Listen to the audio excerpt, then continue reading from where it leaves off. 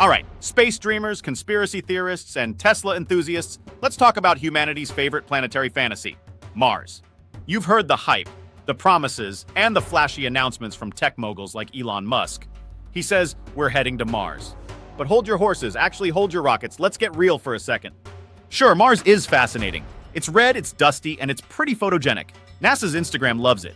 We've got rovers wandering around taking selfies and collecting Martian dirt like it's some interplanetary sandbox.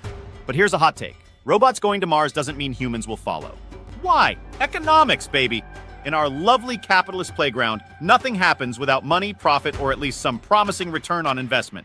Mars, while incredibly cool in theory, doesn't exactly scream lucrative business opportunity. Let's face it, sending humans to Mars is astronomically expensive. Literally. We're talking billions just to send a few astronauts on a glorified camping trip to a planet that makes the Sahara look like a beach resort. Let's tackle the distance issue first. Mars isn't exactly next-door neighbors with Earth. Imagine being trapped in a small metal tube with your coworkers, eating freeze-dried ice cream, and watching reruns of Friends for 8 months straight. That's roughly how long it takes to get to Mars. But wait, that's just one way. Coming back isn't a simple matter of flipping a U-turn in space. Astronauts would need to wait approximately 2 years before the planets line up favorably again to return home. Imagine enduring zero gravity and its effects, loss of muscle mass, weakening of bones, and changes in cardiovascular health for an extended period. These aren't minor inconveniences. They're serious health concerns that require complex medical interventions just to keep astronauts functional.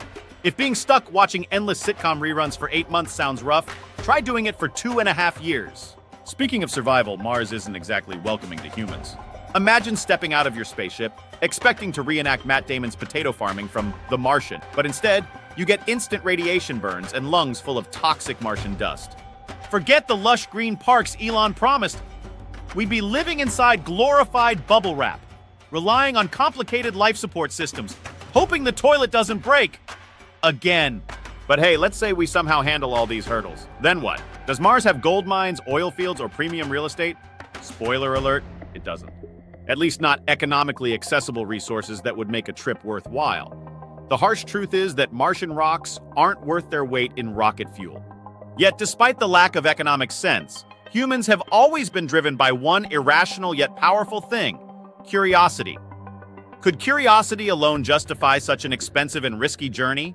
Actually, yes. History shows that humanity is consistently willing to pay high costs for exploration. We've seen this with the Apollo missions and even deep-sea expeditions. But wait, could Elon Musk have another reason entirely for promoting Mars colonization?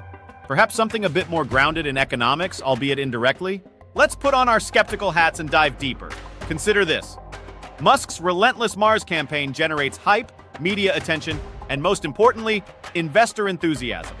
By painting a bold, audacious vision for humanity's future, Musk attracts enormous sums of money not just for SpaceX, but also for Tesla, Neuralink, and even the Boring Company.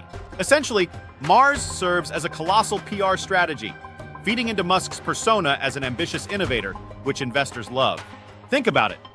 When Musk says Mars, investors hear innovation, ambition, and future dominance.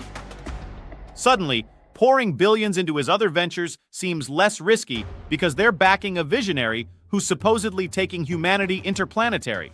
Mars, in a weird way, might actually be Musk's economic ace in the hole, even if we never actually make it there. It's a brilliant business move disguised as idealistic futurism. So what's our verdict on humans going to Mars? Realistically, it's more complicated than Musk's catchy tweets suggest. Financially, Mars is a black hole. Scientifically and strategically, it's a long shot, but not entirely impossible. The myth that Mars colonization is inevitable because it sounds cool or profitable is frankly ridiculous. The truth is messier and far more interesting. Here's our advice. Keep dreaming about Mars, but focus your energy and money on sustainable solutions here on Earth. While Mars may someday offer opportunities, Earth is the only realistic home we have right now. If you enjoyed our little Mars rant, don't forget to smash that subscribe button harder than Elon Musk smashes rocket prototypes. Like this video if you think Martian dust storms are overrated, and leave a comment about which planet you'd rather colonize, if you had infinite billions, of course. To infinity and beyond, folks.